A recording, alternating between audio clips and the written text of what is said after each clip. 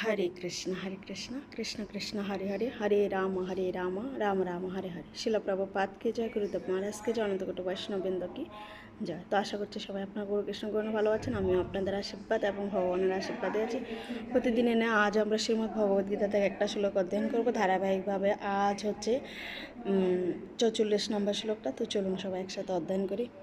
ভোগাশৌর্য প্রসক্তানাং তয়াপহত চেতসাম ব্যবসায়াত্মিকা বুদ্ধি সমাদুন বিধীয়তে।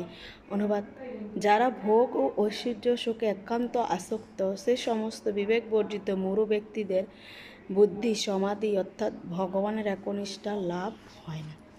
তো আজকের শ্লোকে বর্ণনা করা রয়েছে যে যারা বিবেক বর্জিত, যাদের বিবেক, আমরা অনেক সময় বলে থাকি যে তুমি একটা বিবেক শূন্য মানুষ, তোমার বিবেক বলে কোনো কিছু নেই, তো তারা কখনো ভগবানকে লাভ করতে পারে।